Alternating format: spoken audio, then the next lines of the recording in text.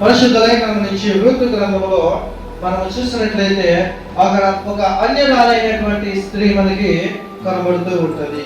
చూడండి, రూతు గ్రంథము తీయండి. రూతు గ్రంథము 221 పేజీ, పాత నిబంధనలో 221 పేజీ.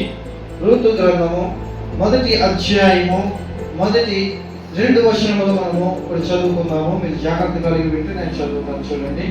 న్యాయాధిపతులు ఏలిన దినమందు దేశములో కరువు కలుగుగా యూదా బెత్లెహేము నుండి ఒక మనుష్యుడు తన భార్యను తన 2 కుమారులను వెంట పెట్టుకుని మోయాబు దేశమున కాపురముండుటకు వెళ్ళెను.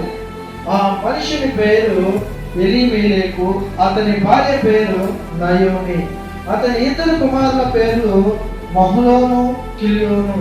వారు యూదా బెత్లెహేము వారైన ఎఫ్రాతీయులు. వీరు ఎవరు అంటే కనుక దేవుని జనాంగము. వీరు ఎక్కడి నుంచి వచ్చారంట? బెత్లెహేము నుండి వేరే ప్రాంతానికి. ఏ ప్రాంతానికి వెళ్ళారంటే మోయాబీయుల ప్రాంతానికి వెళ్ళారు. మోయాబీయుల ప్రాంతము ఎలాంటి ప్రాంతం అంటే అది అన్యుల ప్రాంతము. అంటే అన్యులు అంటే ఎవరు అంటే దేవుని ఆశ్రయించిన వారు. దేవుడు అంటే తెలియని వారిని అన్యులుగా బైబిల్ పరిగణిస్తూ ఉంది. అయితే ఈ యొక్క ప్రాంతంలో వారు వెళ్ళారంట. వెళ్ళి అక్కడ ఏం చేసేవారంట? కాపురం ఉండేవారు. ఎందుకు అక్కడ కాపురం ఉన్నారు అంటే ఆ టైంలోని ఈ బెత్లెహేము అనేటువంటి గ్రామంలో, ఆ ప్రదేశంలోని భయంకరమైనటువంటి కరువు సంభవించింది. ఏమొచ్చిందంట? భయంకరమైనటువంటి కరువు సంభవించింది. సంభవించినప్పుడు ఈ ఎలీమెలెకు అనేటువంటి ఆయన ఏం చేస్తారంటే తన భార్యని, తన 2 పిల్లల్ని తీసుకొని మోయాబు దేశానికి ప్రయాణమై అక్కడికి వెళ్ళి అక్కడ నివసించేవాడు. అక్కడికి వెళ్ళిన తర్వాత ఏమైంది అంటే కనుక ఆ యొక్క 2 కుమారులకు కూడా ఆ ఎలీమెలెకు అనేటువంటి ఆయన ఏం చేస్తారంటే తన 2 కుమారులకు కూడా ఆ యొక్క మోయాబీయురాలైనటువంటి స్త్రీలను ఇచ్చి పెళ్లి చేశాడు. చూడండి, 4వ వచనం చదువుదాం మనం. ఒక నిమిషము.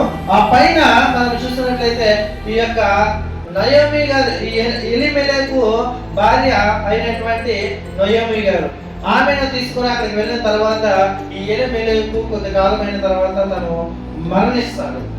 చనిపోయిన తర్వాత ఇంకా ఈ నయోమి గారు ఏం చేయాలో తెలియక మళ్ళీ తిరిగి తన స్వగ్రామంలోనికి వెళ్ళేటువంటి పరిస్థితి లేక ఆమె ఏం చేస్తుందంటే తన 2 కుమారులకి కూడా ఆ యొక్క మోయాబు దేశంలో ఉన్నటువంటి స్త్రీలను ఇచ్చి పెళ్లి చేస్తుంది. చూడండి, 4వ వచనం.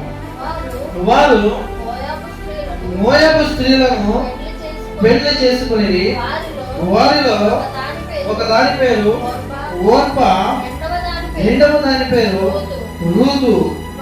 వారు ఇంచుమించు 10 సంవత్సరములు అక్కడ నివసించిన తర్వాత మహ్లోను, కిల్యోను ఇద్దరును చనిపోయి కాగా ఆ స్త్రీ తాను కనిన 2 కుమారులను తన పెనిమిటియు లేనిదాయను. ఈ నయోమి అనేటువంటి స్త్రీ ఎవరు అంటే కనుక దేవుని ఆశ్రయించినటువంటి బిడ్డ. అయితే దేవుడు ఆశ్రయించినప్పటికీ దేవుడు ఏర్పాటు చేసినటువంటి ప్రదేశంలో ఉండకుండా, దేవుడు చెప్పినటువంటి మార్గంలో నడవకుండా ఆమె ఏం చేసింది అంటే కనుక తనకు నచ్చినట్లుగా ప్రవర్తించి తను ఏర్పాటు చేసినటువంటి దేశంలో ఉండకుండా దేవుడు చెప్పినట్లుగా కాకుండా ఈమె ఏం చేసిందంటే తనకు నచ్చినటువంటి విధానంలో తాను ఏం చేసింది? వేరే ప్రాంతానికి వెళ్ళిపోయింది. వెళ్ళిపోతే అక్కడ ఏమైంది అంటే కనుక అక్కడికి వెళ్ళగానే తన భర్త ఏమయ్యారు? చనిపోయారు. తర్వాత తన 2 కుమారులు కూడా ఏమయ్యారు? చనిపోయారు. చదుదాలమైన పరిస్థితి కదా. మనం ఏమనుకుంటాం? ఏదో దేవుడు నమ్ముకొని అన్ని పోగొట్టుకుంటాం అవ్వాలి అని చెప్పేసి అంటూ ఉంటారు. కానీ ఆమె ద్వారానే నజరేయుడైన యేసుక్రీస్తు ప్రభువారు ఈ లోకానికి రావడానికి అవకాశం కుదిరింది. హల్లెలూయా. ఎవరి ద్వారా అంటే ఈ యొక్క నయోమి అనేటువంటి స్త్రీ తన కుమారునికి ఇచ్చినటువంటి భార్య ఏదైతే ఉందో ఆ భార్య గర్భం నుండే ఇలాగ సంతానం అభివృద్ధి చెంది తరతరాల తర్వాత కొద్ది రోజుల తర్వాత ఈ లోకాన్ని రక్షించేటువంటి నజరేయుడైన యేసుక్రీస్తు ప్రభువారు ఈ భూమికి వచ్చారు. దాని గురించి మనం మరొకసారి చెప్పుకోవచ్చు. కాకపోతే అంతకంటే ఈ రోజు మనం చెప్పుకునేటువంటి వర్తమానం ఏమిటంటే అన్యులను కూడా దేవుడు ఏం చేస్తాడు? రక్షిస్తాడు. హల్లెలూయా. అన్యులను కూడా దేవుడు ఏం చేస్తాడు? ఎన్నుకుంటాడు. హల్లెలూయా. ఏం చేస్తాడంటే అన్యులను కూడా దేవుడు ఏర్పరచుకుంటాడు. ఏర్పరచుకొని వారి ద్వారా అద్భుతాలు చేస్తాడు. హల్లెలూయా. ఏం చేస్తాడంట? దేవుడంటే తెలియని వారు, దేవుడంటే గిట్టని వారిని కూడా దేవుడు ఏం చేస్తాడంట? ఎన్నుకుంటాడు. ఎన్నుకొని వారి ద్వారా అనేకమైనటువంటి ఆశ్చర్యకార్యాలు ఆయన చేస్తూ ఉంటాడు. హల్లెలూయా. అయితే చూడండి, అక్కడ ఎన్నుకున్నాడు దేవుడిని. దేవుడు ఎవరిని ఎన్నుకున్నాడో మనం చూద్దాము. చూడండి 8వ వచనము. నయోమి తన ఇద్దరు కోడళ్ళను చూసి, మీరు మీ తల్లుల ఇళ్ళకు తిరిగి వెళ్ళుడి, చనిపోయిన వారి ఎడలను నా ఎడలను మీరు దయ చూపినట్లు యెహోవా మీ ఎడల దయ చూపునుగాక అని వారిద్దరి కోడళ్ళతో అంటుందంట. ఇప్పుడు ఆమె నయోమి అనేటువంటి స్త్రీకి ఇద్దరు కొడుకులు ఉండేవారు. ఇద్దరు కొడుకులకి పెళ్లి చేస్తున్నారు. ఇద్దరు కొడుకులు చనిపోయారు, కోడలు మాత్రం ఉండిపోయారు. ఉండిపోయిన తర్వాత ఇక వాళ్ళిద్దరు కూడా మంచి యవ్వనములో ఉన్నారట.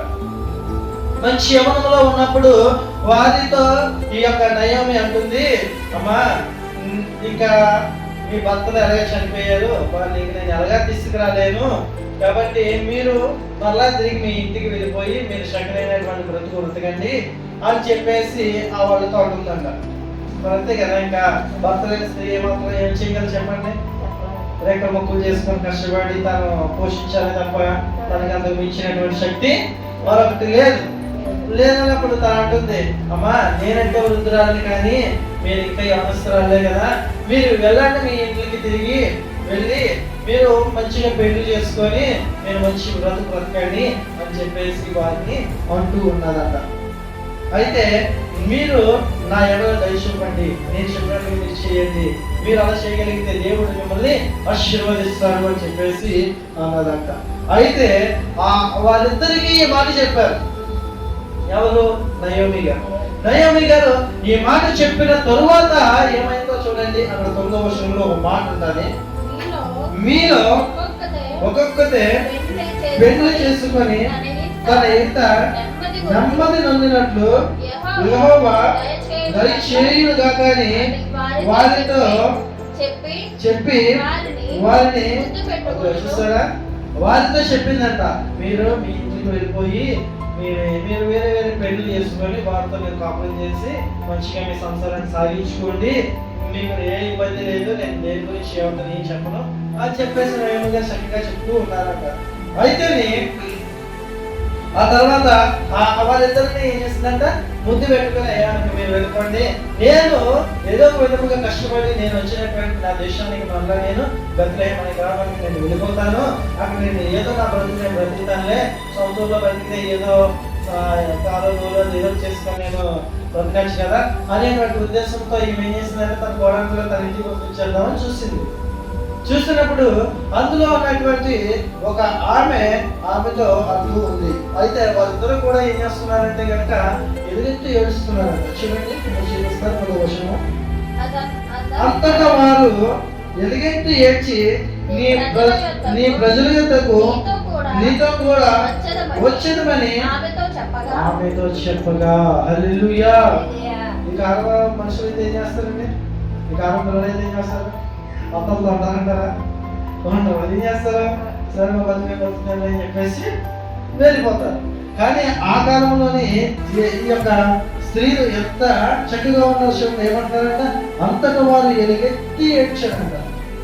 అయ్యో అక్క, ఏంటి మన పరిస్థితి ఇలాగే అయిపోయినప్పటికీ మనం అందరం కలిసి ఉన్నాము, దేనికోసం ఇబ్బంది పడుతున్నాము, నీకు ఎవరి శక్తి లేదు, మేము కష్టపడి నేను పోషిస్తాంలే, నీకెందుకు ఇబ్బంది పడుతున్నావు నువ్వు ఇబ్బంది పడక్కర్లేదు, నువ్వు కూర్చుంటే చాలు, నేను పని చేసి పెడతాను అని చెప్పేసి వాళ్ళు చెప్తున్నటువంటి యొక్క స్వభావం మనకు కనపడుతూ ఉంటుంది.